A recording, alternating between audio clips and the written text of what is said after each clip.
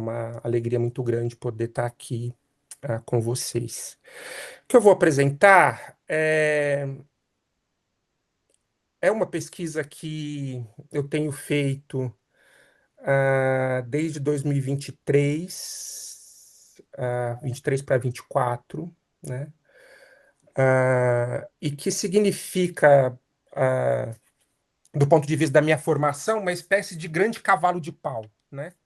No seguinte sentido, uma virada mesmo de 180 graus. No sentido de que a minha formação foi uma formação mais ou menos clássica, né? Então, fiz iniciação científica estudando um autor europeu clássico, um tema muito específico, que era o Hobbes, estudando a relação entre política e paixões humanas. Isso foi o tema que me levou para o mestrado. Também estudei o Hobbes, a relação entre política e paixões humanas, né? Com o professor Ricardo Monteagudo, na Unesp, em Marília. Depois fui para a Unicamp, permaneci estudando Hobbes, mas dei uma ampliada um pouco nas coisas, fiz o doutorado aí, para quem está em Campinas, né? Com a professora Yara Frateschi. E depois fui dar aula no interior da Bahia, né? Numa cidade chamada Barreiras, no oeste da Bahia. A Universidade Estadual lá, a UNEB. Não sei se vocês conhecem, ela tem uma configuração muito parecida com a Unesp, né? São campos espalhados pelo estado, que é maior do que o estado de São Paulo. E para mim foi um momento muito importante porque fez eu repensar muito do que eu queria fazer com a filosofia, né? E aí, numa mistura um pouco das minhas inquietações, das minhas angústias biográficas e das inquietações e angústias políticas, foi me aproximando desse tema, que é o tema da pobreza, né? Não porque na filosofia eu tenha me debatido ou me encontrado com esse tema nos textos clássicos da história da filosofia, pelo menos aqueles da filosofia ocidental, né? Hoje é importante a gente fazer essas marcações, com justiça, eu diria. Mas a minha formação nos textos clássicos não me permitiu tomar contato com esse tema, porque na filosofia, se a gente for olhar para os autores clássicos, os mais importantes, que são incontornáveis na formação, não tem autores que tratam desse tema como um elemento fundamental, né? Não tem um texto clássico sobre pobreza nos autores clássicos da filosofia ocidental. É evidente, todos eles tratam desse tema aqui ou acolá, sempre como um elemento marginal para ajudar eles a compreender outras questões, a questão da justiça, a questão da desigualdade, a questão da exploração, a questão da mais-valia, da construção do conhecimento, dos impedimentos ou dos obstáculos que faz com que uma parte da sociedade tenha dificuldade de atingir um determinado nível de conhecimento e coisas dessa natureza, né? Temas como alienação, como desigualdade, enfim, esses são temas centrais, mas a gente não encontra, né? Salvo muito engano, em autores clássicos, aqueles realmente incontornáveis, um texto sobre pobreza na história da filosofia que tenha esse tema como tema absolutamente central.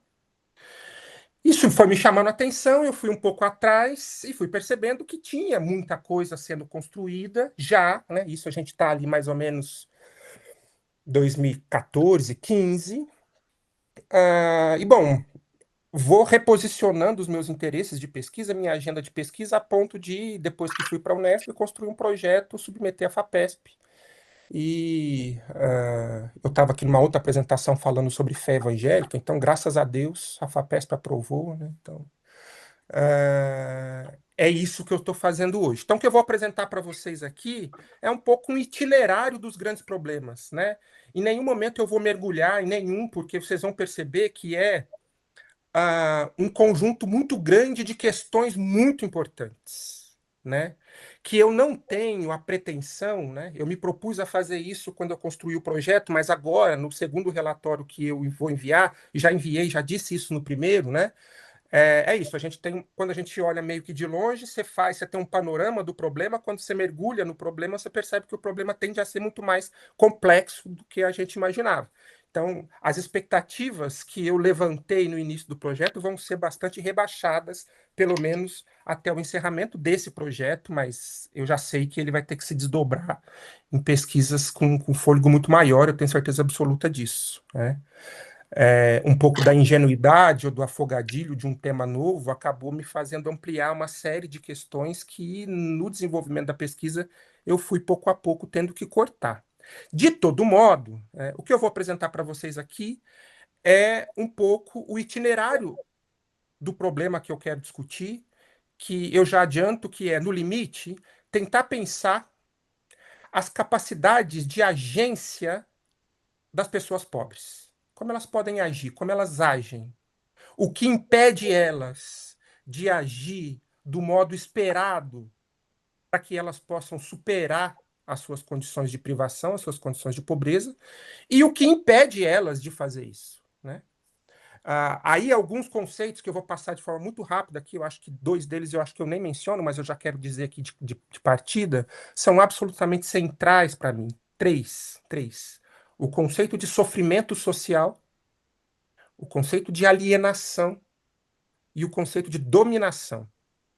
Essas três coisas, para mim, são absolutamente fundamentais, porque eu acho que esses três conceitos são articuladores de um modo de olhar para o fenômeno da pobreza, não evitando dois problemas que são muito comuns na abordagem desse fenômeno social nos últimos 20, 30 anos. Que é, de um lado, a gente cair num hiper objetivismo, que é olhar para a pobreza a partir de um olhar profundamente economicista.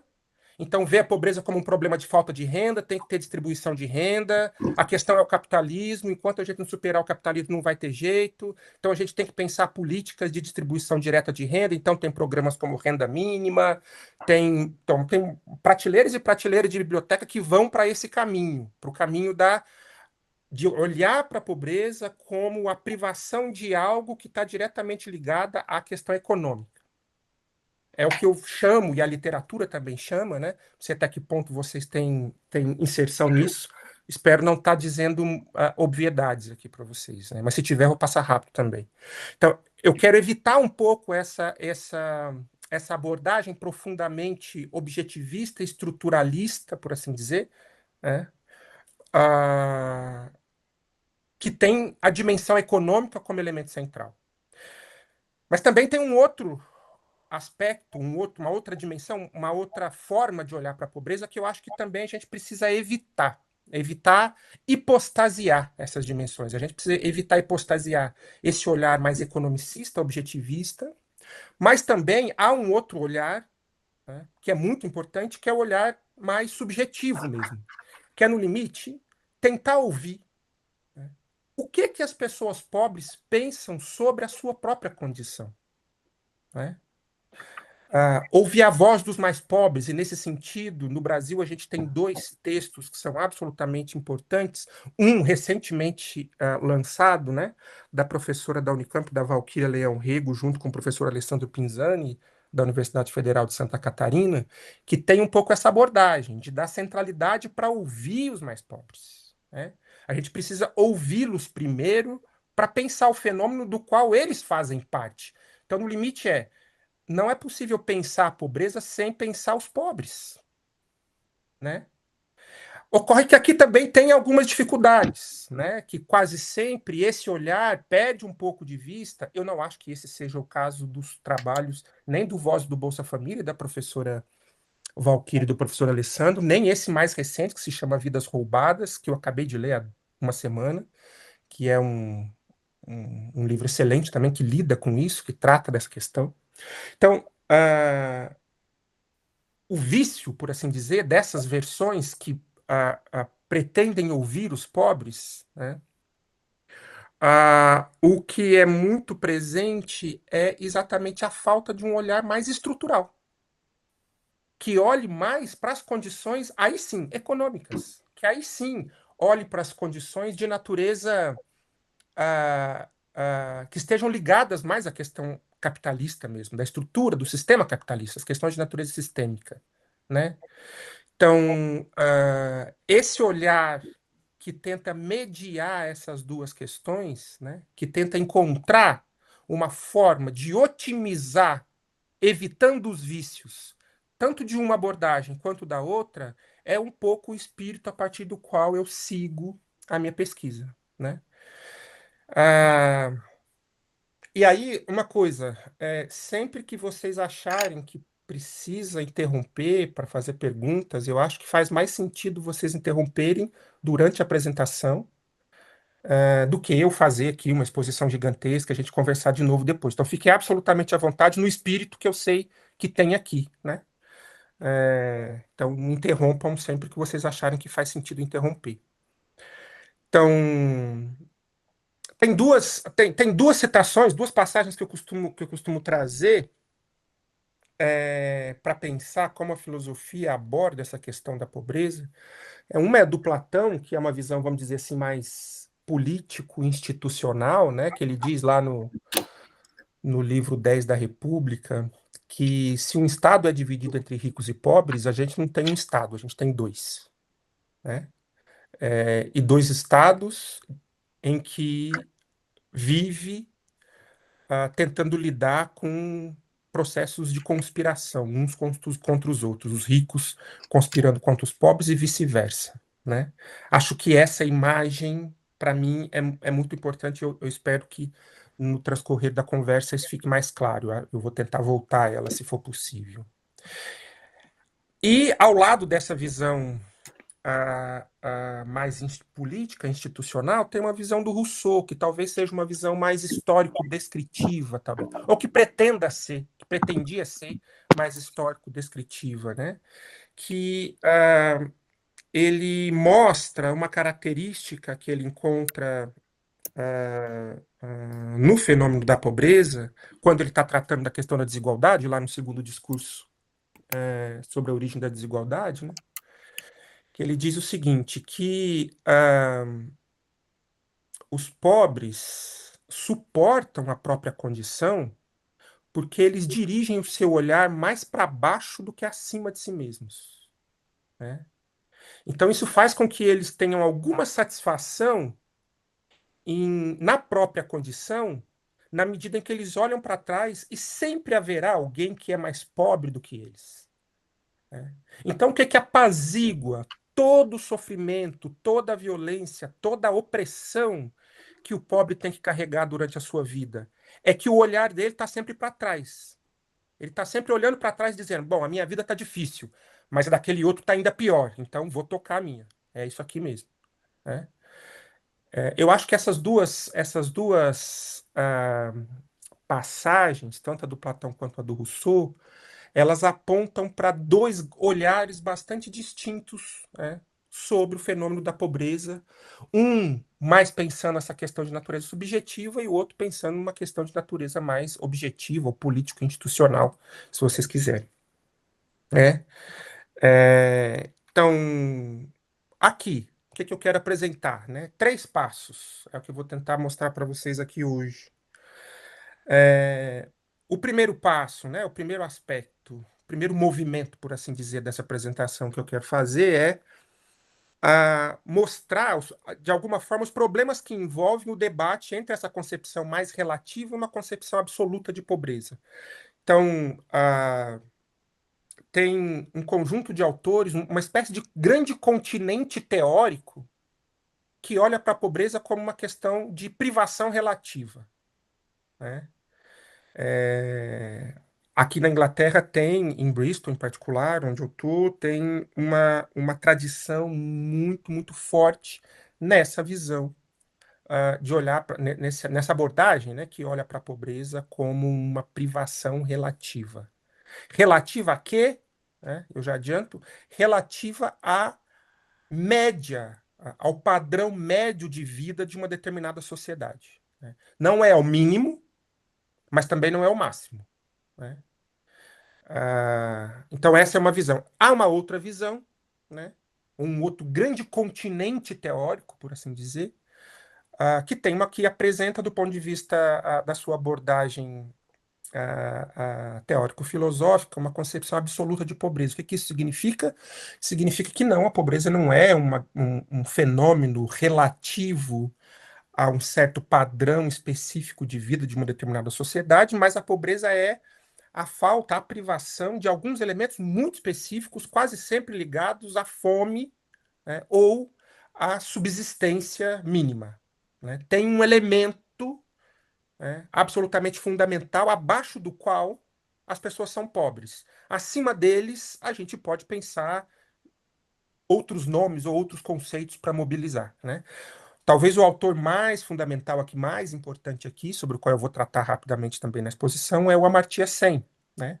Que, em um debate construído na década de 80, em boa parte da década de 90, com o Peter Townsend, que é o autor mais importante dessa visão ah, da pobreza como privação relativa, né? Os dois mais, de alguma forma, construíram no período pós-guerra, né? São os dois autores, pelo menos é assim que eu enxergo, são os dois autores mais importantes que lidam com a questão da pobreza e que tentam mobilizar, trazer para o interior do debate teórico os temas mais fundamentais. Né? É a partir do debate entre Peter Townsend e Amartya Sen que toda a teoria da pobreza moderna, pós Segunda Guerra Mundial, né? É isso que eu estou chamando de moderno, se constrói.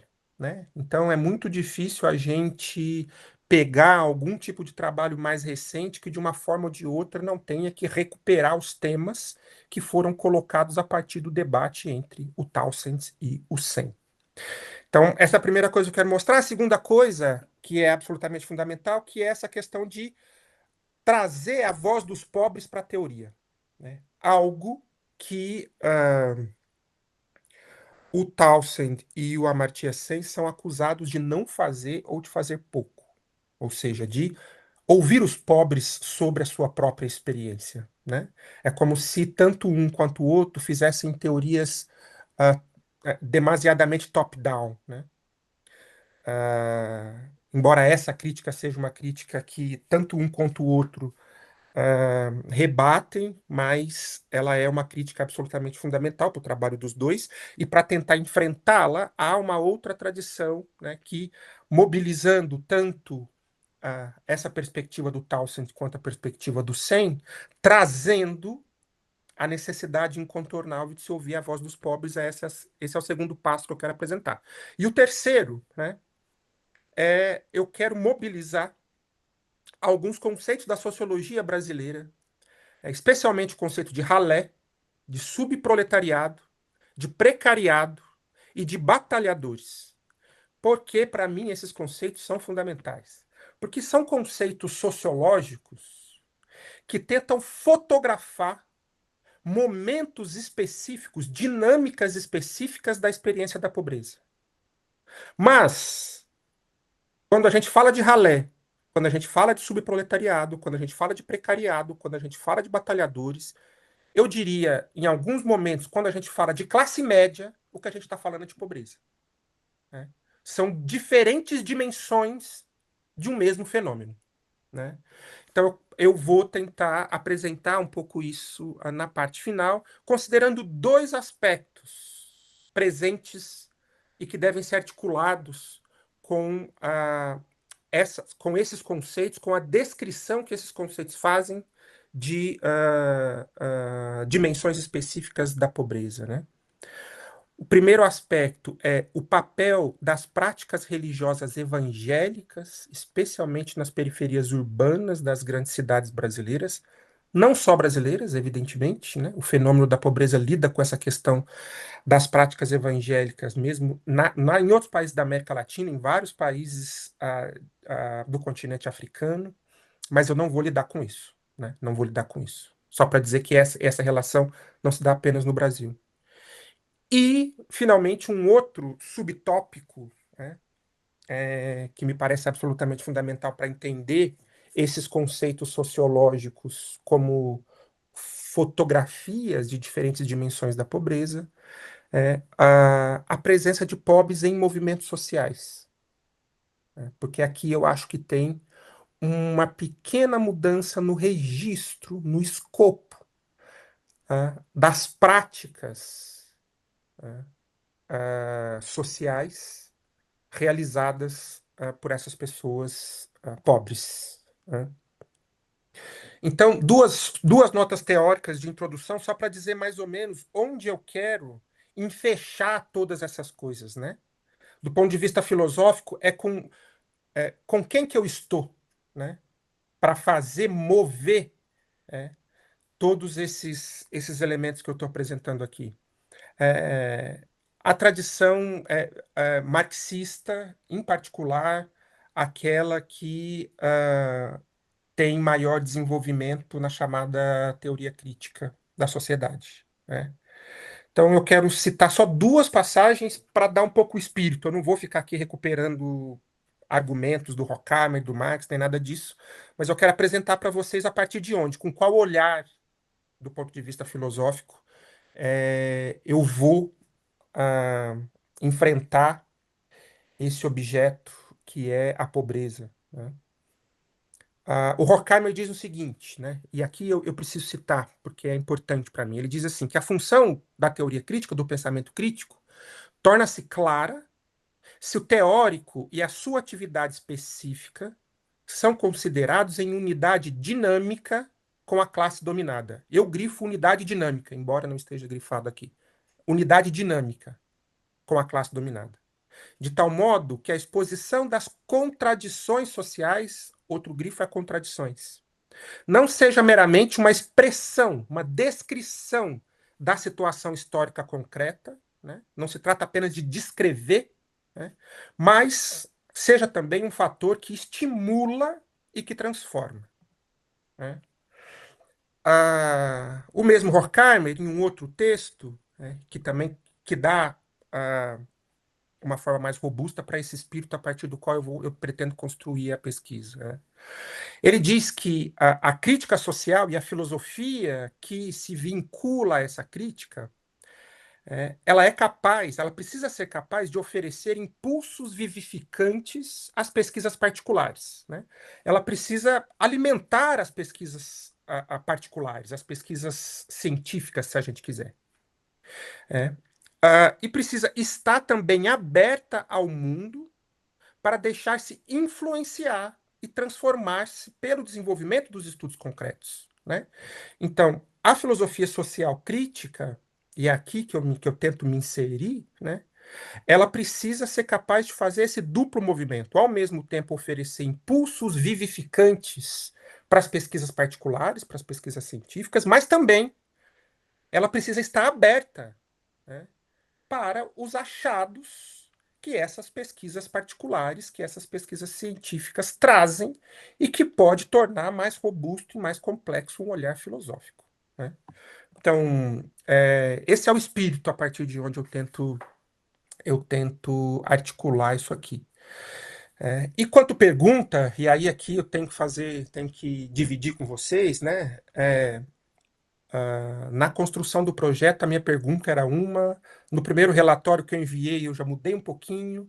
E agora estou preparando o segundo relatório que vou enviar agora em janeiro. E essa pergunta está se movendo novamente. Né? Isso traz, de um lado, muita angústia, mas, de outro lado, enfim, é a vivacidade da pesquisa da qual o Horkheimer estava chamando a atenção, né?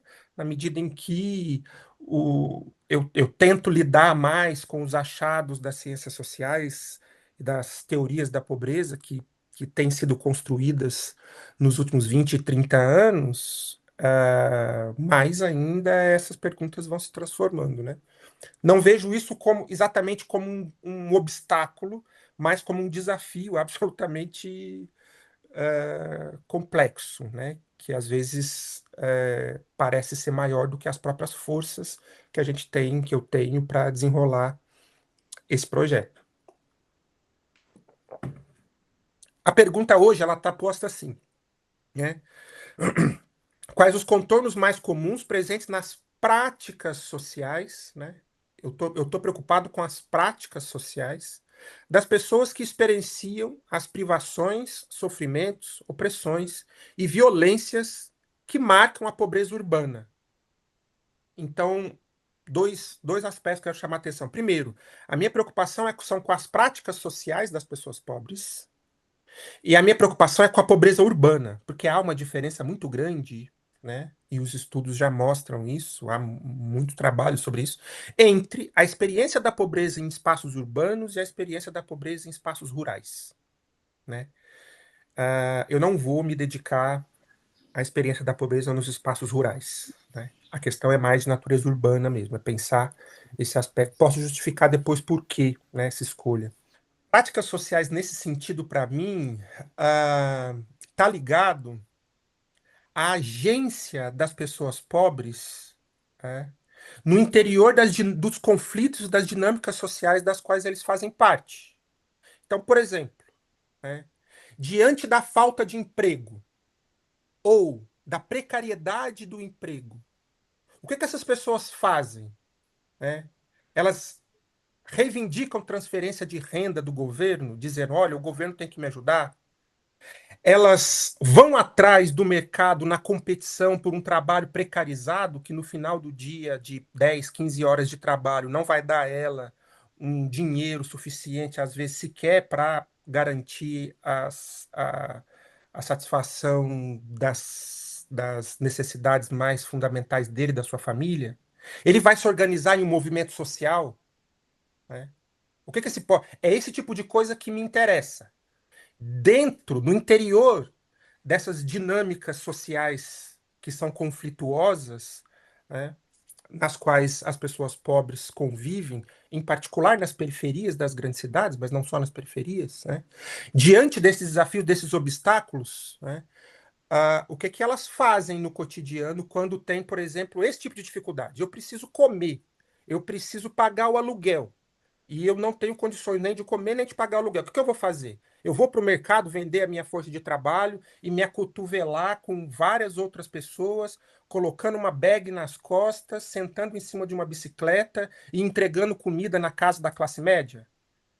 Para no final do dia eu pegar o meu dinheiro. É isso? É esse tipo de prática que elas fazem? Ou não? Elas se organizam em movimentos sociais e dizem: olha, tem um elemento aqui, de injustiça social da qual eu sou vítima. Então, preciso fazer alguma coisa. Né? Ou há, por exemplo, uma derivação, né, que acontece em alguma medida para uma espécie de desvio do problema. Né? Desvio aqui é uma forma talvez imprecisa de dizer, mas depois eu posso esclarecer mais com calma. ah, Tentando resolver essas dificuldades, esses desafios cotidianos, fazendo parte, por exemplo, de uma igreja evangélica. Porque lá você vai perceber, de alguma forma, que o sofrimento, que as privações que a pobreza te traz, podem ser consolados ou eles podem ganhar algum sentido se você perceber que aquela situação, em alguma medida, é resultado da vontade de Deus. E que você ali, professando a sua fé, reconhece isso, tem o elemento da consolação e espera uma redenção final em um outro momento que não será aqui. Então, eu estou pensando em práticas sociais um pouco nesse sentido, sabe? Como as pessoas fazem praticamente para enfrentar os desafios que elas têm no cotidiano, né? Considerando a complexidade das dinâmicas sociais dentro das quais eles estão inseridos, né? É um pouco nesse sentido, tá? Tudo bem, obrigado. É, Então, para avançar, né? Ah, a diferença entre concepção relativa e concepção absoluta de pobreza, rapidamente, não vou ficar muito aqui, mas eu posso ficar se vocês acharem que faz sentido, né? Como eu disse, o Peter Townsend é talvez o autor mais importante, mais relevante no interior dos estudos sobre a pobreza, que defende a pobreza como uma concepção relativa. Então, tem três aspectos importantes para a gente pensar o pensamento do Townsend, né? Para a gente compreender melhor o pensamento do Townsend. O primeiro é que ele é um crítico, né, da concepção de pobreza como falta do mínimo para a subsistência física. que foi durante muito tempo, especialmente na Europa até o século XIX, uma visão predominante, né? Como é que você pensava a pobreza? Pobre eram aqueles que não tinham acesso aos recursos mínimos para sobrevivência física, né? Bom, o Townsend critica isso, né? Ah, e propõe uma concepção de pobreza pensada mais como privação relativa, né? Essa privação relativa é em relação ao quê? É relativo em relação ao quê?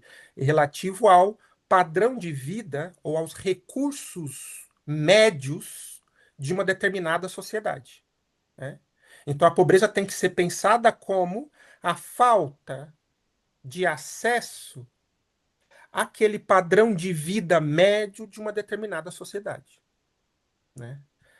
Ah, então, por exemplo, a definição que ele traz, né, que ao mesmo tempo faz uma crítica ao critério, à pobreza pensada como falta do mínimo, por assim dizer, né? Aquele artigo que o Ettore dividiu com vocês, meu, faz um pouco uma crítica a isso, né? Porque eu ainda acho que a visão predominante de pobreza no interior das poverty theories ainda são profundamente ligadas à falta do mínimo. Aquele artigo que eu dividi com vocês lá tem um pouco esse objetivo, né?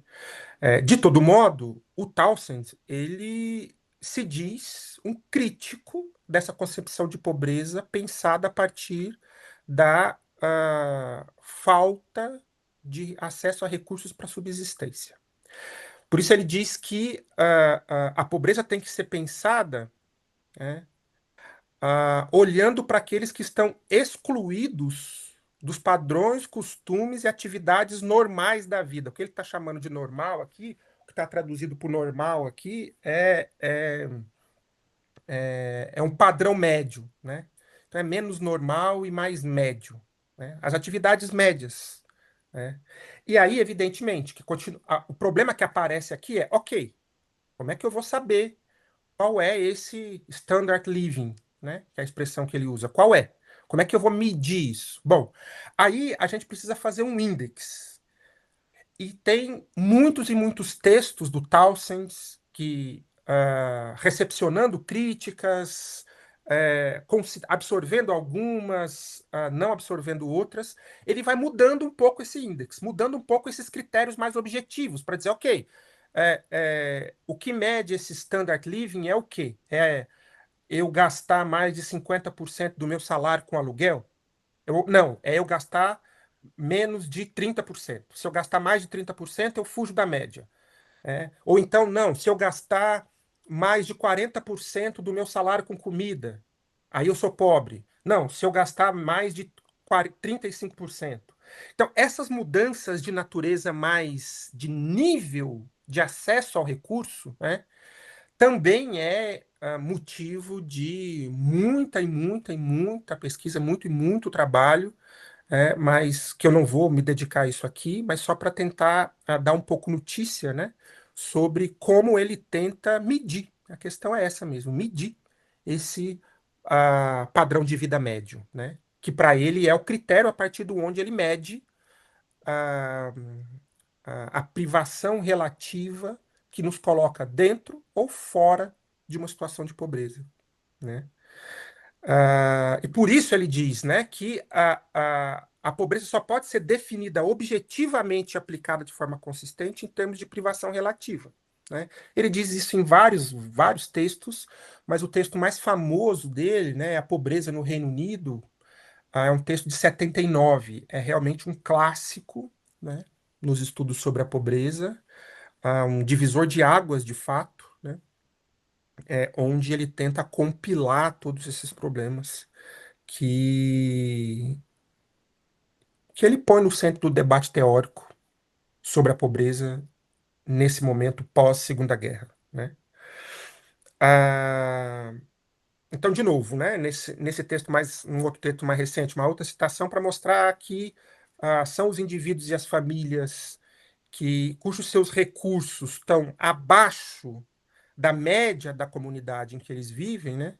Esses indivíduos e essas famílias estão em situação de pobreza, né? Então, um dos grandes desafios é estabelecer qual é esse padrão médio, esse padrão normal, entre aspas, né?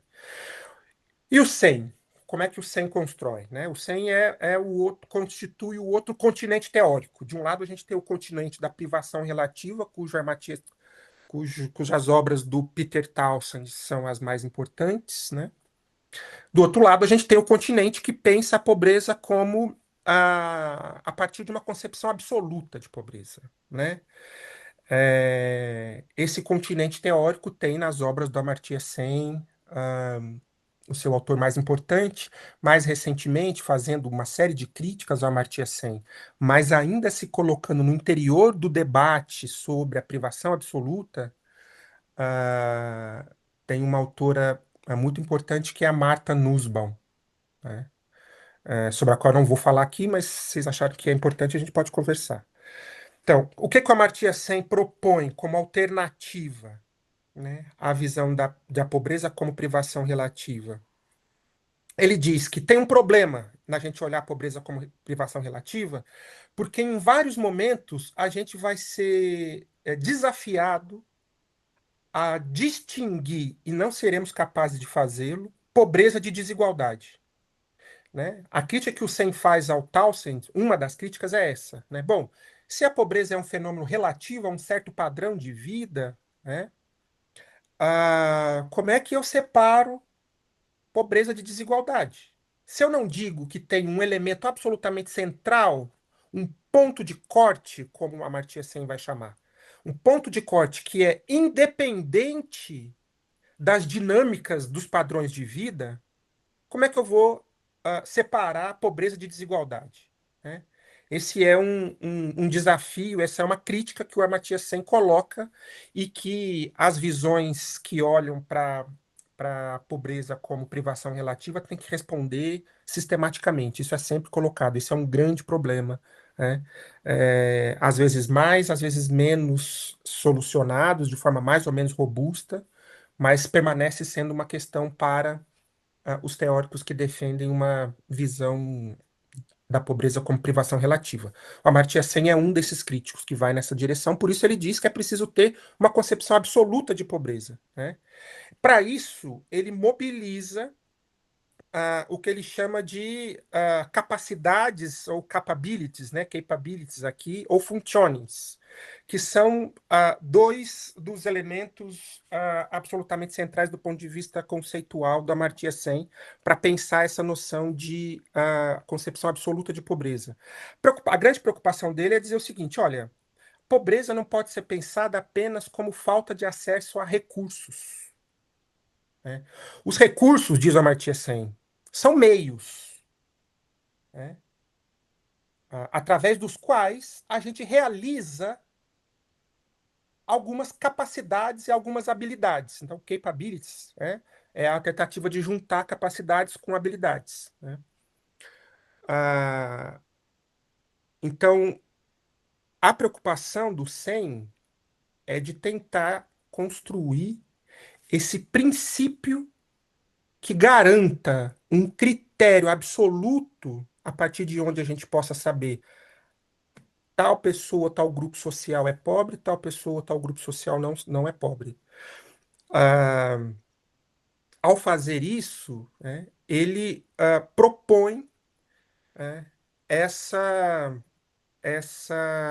esse conceito de capabilities functionings, né?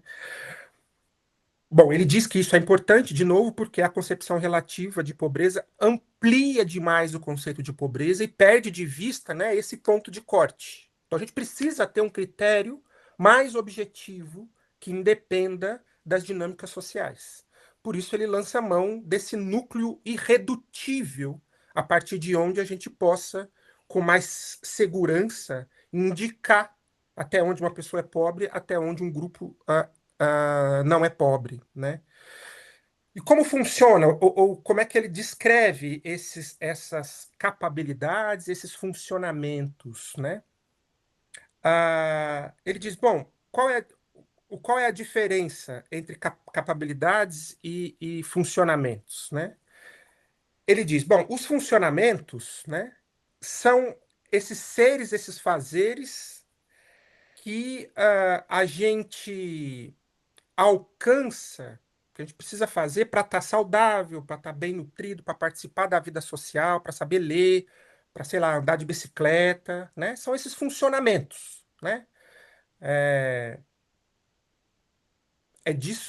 esse elemento é absolutamente central para ele, que é o seguinte: qual a nossa capacidade de desenvolver determinadas habilidades? Participar da vida social, participar politicamente, não estar fisicamente saudável. Né? Para eu estar fisicamente saudável, quais habilidades e quais capacidades eu preciso desenvolver, né? Por exemplo, andar de bicicleta, né? Acho que é o exemplo que mais ajuda a explicar essa relação entre as funcionalidades e as capabilidades. Ele diz: bom, vamos pensar em duas pessoas. Uma pessoa que trabalha próxima ao seu local de trabalho, né? Ah, que tem dinheiro, que não sofre nenhum tipo de privação do ponto de vista material, né? E que, por uma questão de cuidado ambiental, de consciência ambiental, ele resolve ir para o trabalho de bicicleta. Né? Então ele vai de bicicleta. Ele tem carro para ir para o trabalho? Tem. Ele tem dinheiro para pagar um Uber para ir para o trabalho? Tem. Mas ele tem consciência política, ele tem consciência ambiental, ele compra uma bicicleta e vai para o trabalho de bicicleta. O funcionamento que ele está exercendo é o andar de bicicleta. De outro lado, a gente tem um trabalhador que é pobre, que mora longe do trabalho, que não tem dinheiro para comprar um carro, não tem dinheiro para pagar o transporte público e vai para o trabalho de bicicleta. Igual o primeiro caso. Só que nesse segundo caso, você tem uma diferença do ponto de vista das capabilidades. O segundo, esse pobre que mora longe do trabalho, que vai de bicicleta porque não tem condições de pagar um ônibus, porque o ônibus não vai até a casa dele, porque ele não tem como pagar um transporte de aplicativo, porque ele não tem dinheiro para comprar um carro, é, ele está realizando o mesmo funcionamento do que aquele primeiro caso, que também vai de bicicleta. Se a gente olhar de longe, apenas do ponto de vista do funcionamento, ambos estão saindo de suas casas e indo para o trabalho de bicicleta. Mas, o primeiro está fazendo isso porque tem um conjunto de escolhas que ele poderia fazer, escolhas concretas, substantivas, como diz o Amartya Sen, para se deslocar até o trabalho. E ele escolhe ir de bicicleta porque ele tem consciência social. O segundo, ele não vai porque ele tem liberdade de ir de bicicleta. Ele vai exatamente porque ele não tem a liberdade de escolher uma outra forma de transporte. Por isso o segundo é pobre, o primeiro não. Embora eles realizem os mesmos funções, os mesmos funcionamentos, né? Qual é a questão? Tem várias questões, mas uma das questões absolutamente fundamentais aqui para o Amartya Sen é a gente não pode pensar o pobre apenas a partir dos recursos que ele mobiliza, de forma mais ampla ou mais reduzida. Mas a gente precisa pensar a partir de um conjunto de capacidades e habilidades que faz com que ele tenha liberdade substantiva de escolher realizar aqueles funcionamentos. Por exemplo, andar de bicicleta, né? Bom, eu não quero me demorar muito, a gente pode conversar sobre isso mais adiante depois, se vocês quiserem também, né? Porque aí tem depois uma outra crítica do Townsend em relação a isso, e o debate se faz, né, nos últimos 20 anos, pelo menos, sobre essa questão. Quero passar aqui para o terceiro aspecto desse debate, né, que é, bom, tanto a visão do Townsend quanto a visão do Amartya Sen sofre de uma questão, né, que é a não centralidade de ouvir a voz das pessoas pobres sobre a sua própria condição, né? E aí, nesse sentido, o Deepa Narayan escreve um texto, organiza, na verdade, uma pesquisa gigantesca, enorme, que tem 3 volumes, né? que é Vozes dos Pobres, né? Organizado e financiado pelo Banco Mundial. E aí ele tem essa preocupação de levantar, então eles ouvem pessoas do mundo todo, né? Numa pesquisa de muito fôlego, mas a questão absolutamente central aqui é menos os detalhes disso, mas mais o fato de que, se o esforço é estudar a pobreza, esse fenômeno social não pode ser bem compreendido sem que a gente ouça os pobres, né? Esse é um elemento central incontornável. E aí esse trabalho deles tem esse objetivo, né, do que o Deepa Narayan coordena, né? Ele é um dos autores, é o coordenador de um trabalho de muito fôlego, um trabalho muito, muito, muito grande, muito importante, que também é uma espécie de divisor de águas. E aí ele tira algumas conclusões ali, sobre as quais eu não vou mergulhar muito, mas a gente pode fazer isso depois se vocês quiserem, né? Então, ele recupera a ideia de que a pobreza é multidimensional, mas isso Amartya Sen é o grande ah, formulador dessa visão, né, de que a pobreza é multidimensional, e ele formula isso um pouco pensando na crítica à centralidade da questão econômica para se pensar a pobreza, né? Por isso que ele diz que ela é multidimensional, né? Tradicionalmente, né, a pobreza vem sendo pensada, e hoje em alguns círculos mais comuns, em geral, né, e esse exercício é muito bom, eu costumo fazer eles com meus alunos, né? Quando a gente pensa em alguém pobre, a imagem que vem na nossa cabeça qual é? Vamos construir um bonequinho, o pobre. Como é que ele é? Qual é a cor da pele dele? Né? Fisicamente ele é como? Né? Aonde ele mora? Como é que é a casa desse pobre? Em geral, essa imagem, esse exercício, acho que ele é muito legal, porque ele ainda mostra o quanto a gente tende muito a olhar para a pobreza como falta do mínimo, né? As imagens, quando eu peço para os meus alunos fazer esses exercícios, as imagens da pobreza que aparecem são descrições de uma vida desumana, animal mesmo, né? Então, e que está absolutamente ligada à falta de recursos, especialmente recursos econômicos, né? Então, para não dar, para tirar a centralidade do elemento econômico e da falta do mínimo como características que são predominantes para descrever a pobreza, né? Para criticar isso, o Amartya Sen fala que a pobreza é multidimensional, né? Então, essa pesquisa do Deepa Narayan permanece com essa visão seniana, por assim dizer, que não se limita à falta de renda, que é multidimensional, que inclui fome, insegurança, humilhação, baixa estima e etc., né? Aqui um elemento importante que a pesquisa dele traz, que eu acho que também faz sentido, né? É que as pessoas pobres relatam que uma das suas maiores formas de sofrimento é a sensação de não ter controle sobre a própria vida, a incapacidade de planejar no curto e no médio prazo a própria vida, né? Então, a pobreza pode ser pensada também a partir da dimensão da falta de capacidade de planejamento da própria vida, né? Quanto mais pobre, menos, mais instável e menos controle sobre a vida se tem. É, a sensação, isso aparece na pesquisa deles também, né, de que as instituições públicas são sempre coisas muito distantes, né? A política é sempre uma coisa muito distante, né? E é vista, no mais das vezes, de uma forma predominante, como corruptas e abusivas as instituições públicas, né? E aí, isso também me interessa muito, pensando na questão da prática social, né? Uma outra coisa que a pesquisa do Araia mostra, a pesquisa que ele organiza mostra, né, é o quanto essas estratégias de sobrevivência das pessoas mais pobres são muito complexas. E a gente tende inclusive do ponto de vista filosófico, né, a diminuir o nível de complexidade envolvido nas estratégias de sobrevivência que as pessoas mais pobres têm que formular no seu dia a dia.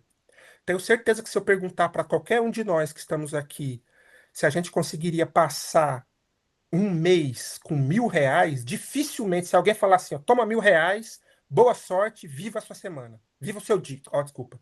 Olha que ato falho, olha só. Viva o seu mês. R$ 1.000, toma, viva seu mês. Eu duvido, eu acho muito difícil, vai duvidar não, acho muito difícil que nós tenhamos capacidade, complexidade de reflexão para elaborar estratégias de sobrevivência tendo R$ 1.000 nas mãos. Pois no Brasil, quase a metade da população tem menos que isso tem isso para dividir entre uma família, né? Então, as estratégias de sobrevivência, né, de escolhas, de práticas, o nível de complexidade existente aí é algo que a gente tende a ignorar ou a subestimar, né? O Narayan mostra isso e eu acho que aqui tem um campo que a gente precisa investigar ainda, porque ainda é pouco. Eu diria que há, do ponto de vista ah, nosso mesmo, dos intelectuais, uma espécie de alienação mesmo, né? Eu acho que o conceito de alienação aqui vale mais para os teóricos do que para as pessoas pobres, de fato, né? Quando a gente olha para as capacidades de formulação de estratégias de sobrevivência por parte dos pobres, das pessoas mais pobres em particular. E isso o texto deles trazem, eles discutem um pouco isso, pelo menos coloca no centro do debate. Como eu disse mais no início, no Brasil a gente tem pelo menos dois trabalhos, né, que tentam seguir um pouco esse espírito de tentar ouvir os pobres, né, como um elemento absolutamente fundamental para pensar o fenômeno da pobreza.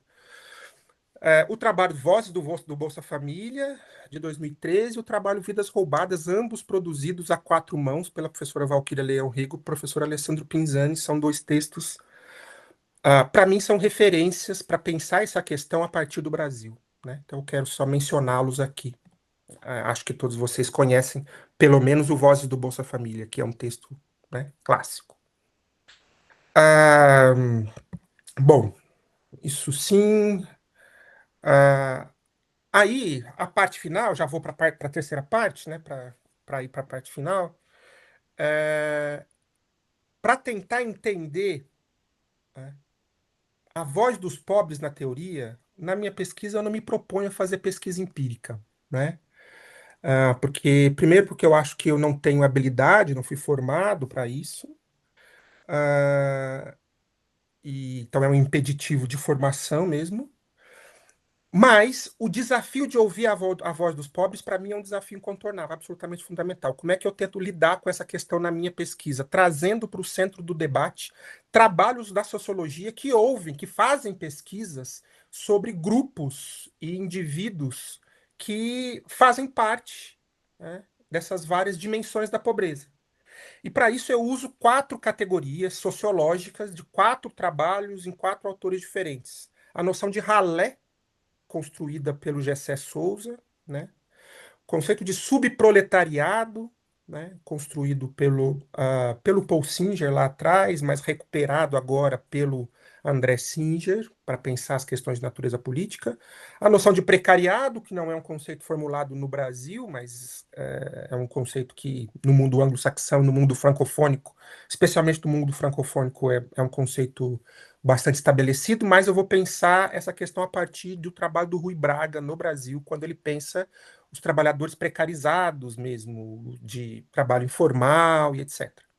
E o conceito de batalhadores, né, também construído pelo Gessé Souza, pensando ali aquele grupo social que na segunda metade dos anos 10, no segundo governo Lula, se moveram de uma pobreza mais profunda para trabalhos um pouco mais formalizados e mais estáveis, e que construiu um debate que alguns chamavam de nova classe média, né? Ah, Esse é um debate também profundo, a gente não precisa entrar nele aqui, mas o Gessé Souza não chama essas pessoas de nova classe média, mas chama de batalhadores, e ele vai dizer por quê. Vou tentar dar uma pincelada sobre isso rapidamente. Para mim, o conceito de ralé, de subproletariado, de precariado, de batalhadores, como eu disse, são fotografias de um fenômeno multidimensional, complexo e dinâmico. Mas por que que me parece fundamental gastar energia tentando entender como é que a pobreza aparece na ralé, como é que a pobreza aparece para o subproletariado, como é que a pobreza aparece para o precariado, como é que a pobreza aparece para os batalhadores? Porque aqui tem diferentes formas de sofrimento, né, que para mim é absolutamente central, e tem diferentes formas de práticas de estratégias para lidar com esses sofrimentos e com os obstáculos cotidianos, né, que os conflitos e as dinâmicas sociais nas quais essas pessoas estão inseridas apresentam, produzem, né? Então, é isso. Esses conceitos servem para mim como fotografias, né, de um fenômeno dinâmico. Bom, aí eu faço algumas descrições sobre cada um desses conceitos. Eu acho que não é o caso, a gente pode conversar sobre isso, né, para ter mais tempo, porque eu quero muito, muito ouvir vocês. Mas é isso, o que que é a ralé, o que que ela produz, né, como é que ela reage. Então, em uma palavra, para ser rápido, a ralé para o Gessé Souza é aquele grupo social que foi abandonado no Brasil. Abandonado significa o quê?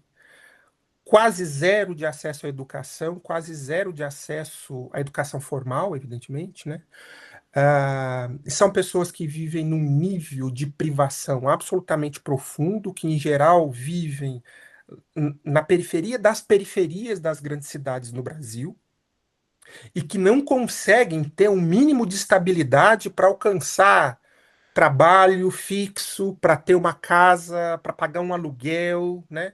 Essas pessoas são pequenos nômades que vivem se modificando, se movendo no interior das periferias das grandes cidades, porque é uma classe abandonada, né? Ela não consegue sequer ter acesso ao emprego nem precarizado. Às vezes esse tipo de pessoa tem dificuldade, por exemplo, de trabalhar no emprego de iFood ou de aplicativo. Por quê? Porque não tem bicicleta, não tem condições de ter uma bicicleta.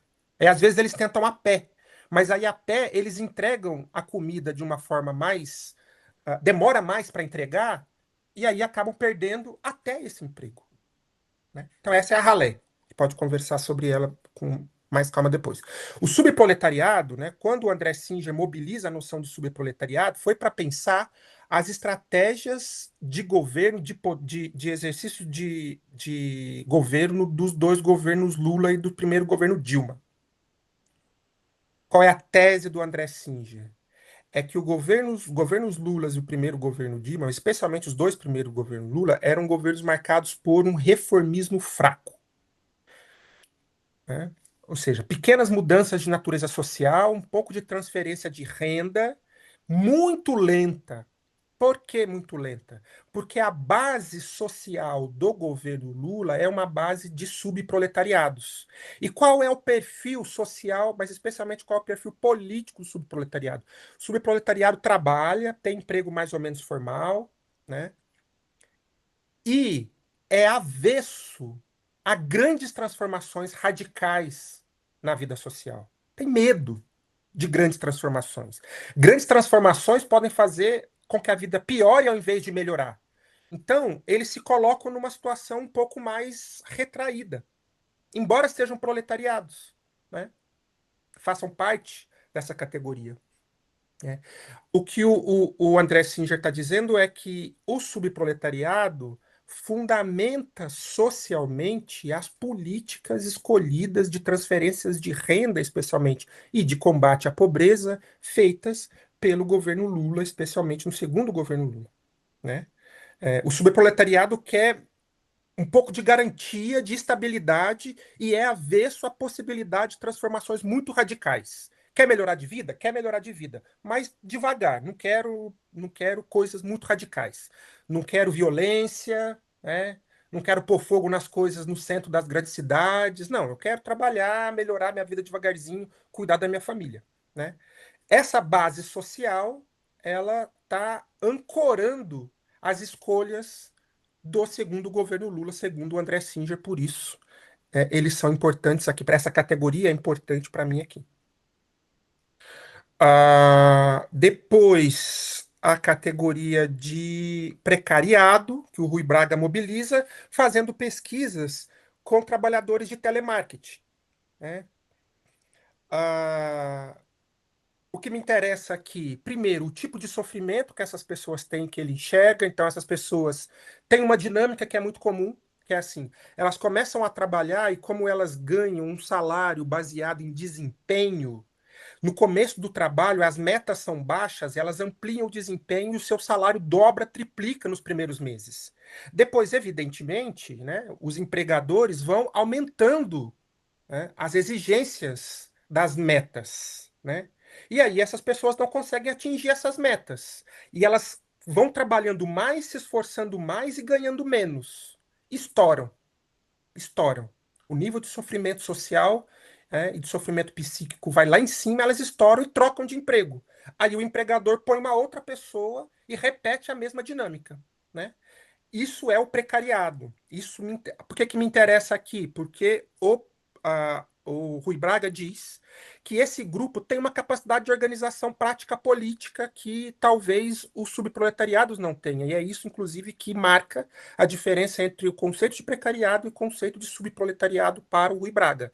O precariado tem uma capacidade de ação prática, né, de organização política, né, maior do que a ralé, que não tem nenhuma, e do que o subproletariado, que tem muito rebaixado, né?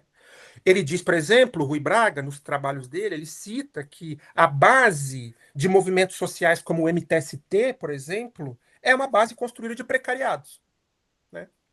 Depois a gente vai para isso. Por último, os batalhadores, né?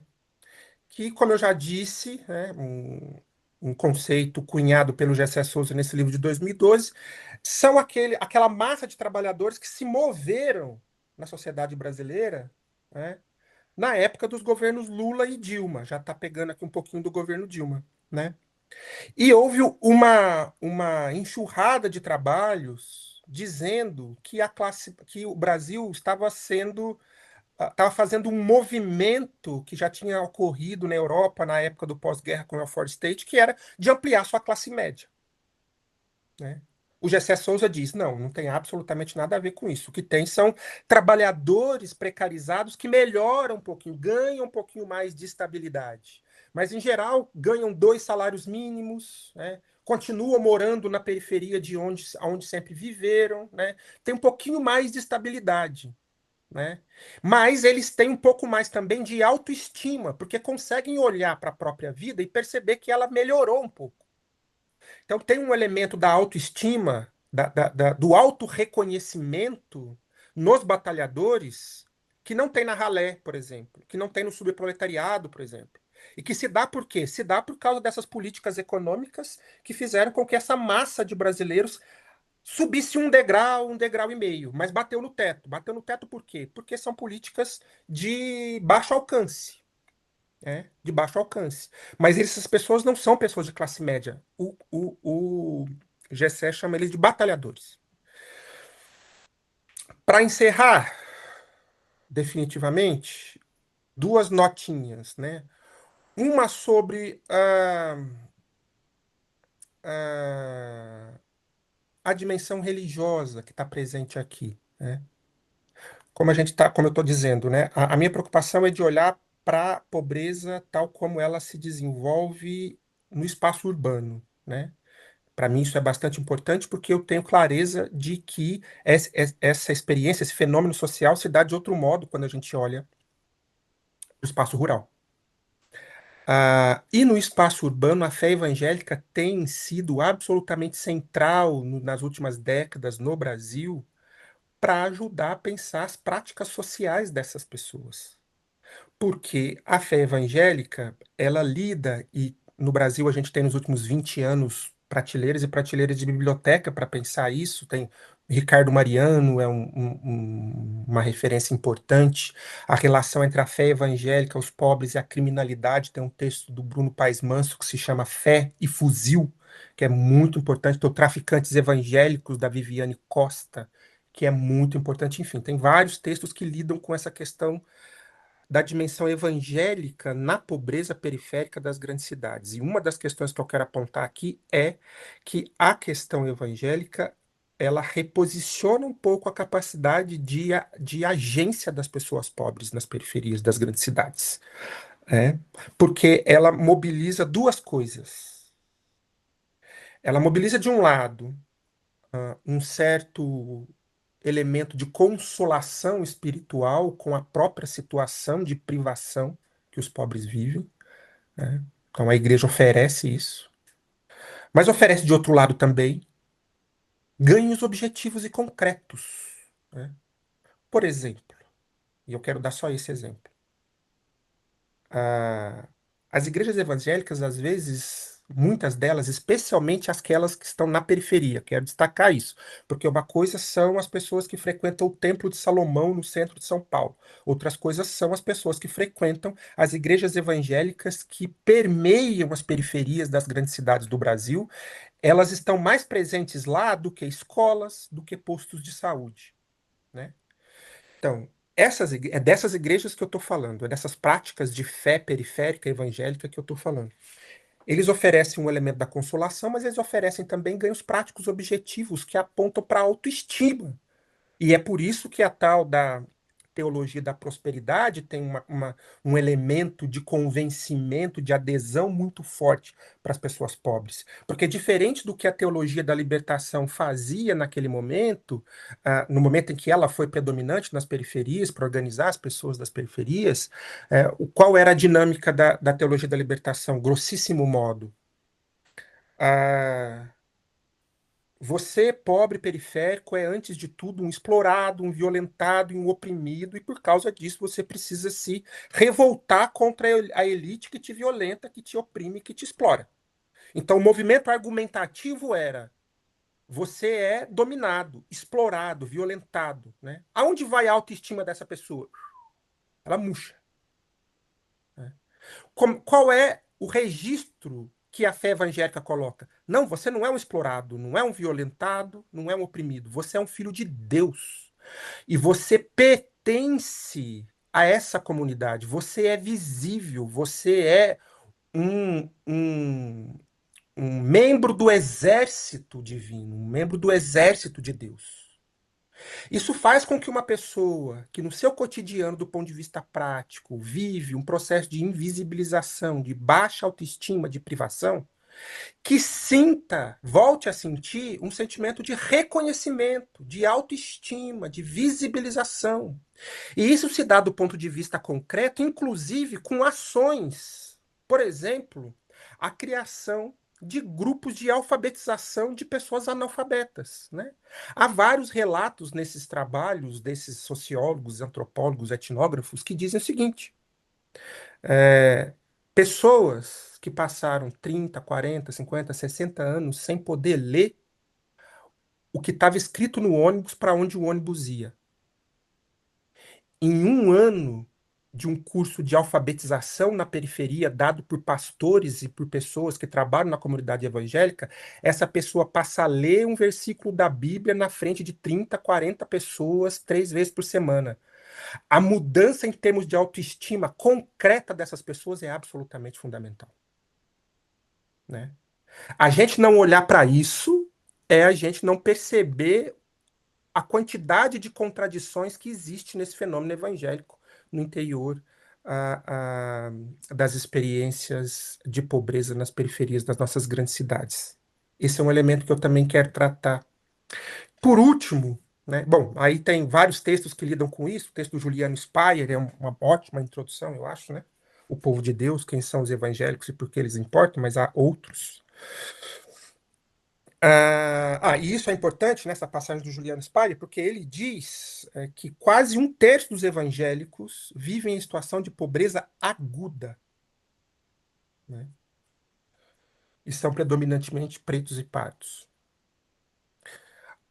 E um outro aspecto, para terminar, é que as práticas dessas pessoas pobres, as práticas sociais dessas pessoas pobres, que envolvem todos esses elementos dos quais eu destaquei, né, elas se modifica um pouco quando a gente olha para as pessoas pobres que se envolvem em movimentos sociais, políticos, né? E isso a gente consegue perceber, por exemplo, o Rui Braga destaca isso quando ele fala dos precariado. Precariado, ele diz: o precariado tem uma capacidade de ação política, de agência política maior do que o subproletariado, do que a ralé. E a prova disso é a gente olhar para a base de movimentos como o MST, como o MTST. Como a questão, para mim, é muito mais urbana do que rural, né? Esse é o meu objeto, né? Eu estou olhando para o MTST. E, de fato, quando a gente conversa com as pessoas do MTST, o modo com o qual elas olham para si mesmas, para as causas da pobreza, para as causas do seu sofrimento, para as suas privações, e o modo com o qual elas agem no mundo a partir de uma reflexão sobre essa condição, é absolutamente diferente das outras pessoas, dos evangélicos, daqueles que não são organizados, né? Eu tentei falar um pouco sobre isso num livrinho que eu organizei, chamado Sonhos e Resistência, Testemunhos da Luta Popular Urbana, que eu entrevisto 30 pessoas do MTST, do Brasil todo, Roraima, ah, enfim, de todas as nossas regiões, né? Ali tem 33 entrevistas com pessoas de todas as regiões do Brasil. Ah, e eu faço pouca análise, porque a minha preocupação era mais de descrever naquele momento as experiências de sofrimento e as experiências práticas de cada dessas pessoas, de cada uma dessas pessoas entrevistadas. Mas nessa pesquisa que eu estou fazendo agora, uma das minhas tarefas é analisar essas entrevistas, que alguns trechos eu descrevo nesse livrinho de 2023, né? Então, se a questão é pensar a prática, né, as práticas sociais, esse é o caminho que eu proponho, né? E aí tem uma série de questões, né? Porque mesmo para essas pessoas que eu entrevisto, né, e eu vou parar por aqui, tem um elemento que é importante. Então, mesmo as pessoas que estão mobilizadas em movimentos sociais, né, ainda que elas tenham uma visão, vamos dizer assim, em sentido lato, mais crítica da sua própria condição, né, mais socialmente crítica da sua própria condição, elas ainda têm uma certa vergonha, essa é a palavra, elas têm uma vergonha de se reconhecer como pobre, né? Se a gente for pensar numa fenomenologia dos sentimentos, né? Eles têm uma vergonha, porque a pobreza aparece como um estigma mesmo para essas pessoas que, do ponto de vista da sua organização, da sua capacidade de elaborar a própria situação, elas têm uma capacidade um pouco maior, ainda assim. É muito difícil quando você pergunta para elas se elas são pobres ou o que que é uma pessoa pobre, porque assim, eu não perguntei para elas o que que era, se elas eram pobres, porque essa pergunta, a própria pergunta já soa ofensiva. Então, é preciso chegar a esse lugar por outros caminhos, né? Então, eu tenho ah, algo para dizer mais sobre isso no transcorrer da pesquisa. E eu quero analisar um pouco, eu quero terminar a pesquisa analisando um pouco esse aspecto, tentando destacar, né, que, embora eles tenham, esses pobres que são organizados em movimentos sociais, tenham uma capacidade maior de elaboração, de autoelaboração, de autorreflexão sobre a sua própria condição, ainda assim, a pobreza aparece para eles como um estigma. E o elemento da vergonha, que é um obstáculo, né? Aparece aí também. É um sofrimento social, mas opera como um obstáculo que impede também que a gente seja capaz de reconhecer-se a si mesmo e lutar contra os obstáculos que impedem, né, o desenvolvimento humano dessas pessoas. Bom, paro por aqui, né? Só para terminar, assim, tem uma passagem do Marx que eu acho que também serve, quero terminar com ela, né? Que acho que também serve para pensar um pouco o espírito em torno do qual eu estou tentando desenvolver a pesquisa, que é essa passagem dos manuscritos de 44, né? Que o Marx diz que a resolução das oposições teóricas só é possível de modo prático. A própria resolução das oposições teóricas só é possível de um modo prático, só pela energia prática do homem. E por isso a sua solução, de maneira alguma, é apenas uma tarefa do conhecimento. Fundamental. Aqui não é a tese 11 do Marx, né? O mundo já foi interpretado, trata-se de transformá-lo. Não é isso que ele está dizendo aqui. O que ele está dizendo é que as oposições teóricas, né, as oposições teóricas só são possíveis de se resolver de um modo prático, né, porque elas não são apenas uma tarefa do conhecimento, não são apenas, mas é também uma tarefa do conhecimento, evidentemente que é, né? Mas ele diz, mas uma efetiva tarefa vital que a filosofia não pôde resolver. Então, a filosofia não resolveu essas resoluções, essas oposições teóricas, precisamente porque tomou essas oposições teóricas apenas como uma tarefa teórica, e não são. E eu acho que isso é absolutamente claro quando a gente olha especialmente para o fenômeno da pobreza. E agora sim. Obrigado, gente. Estou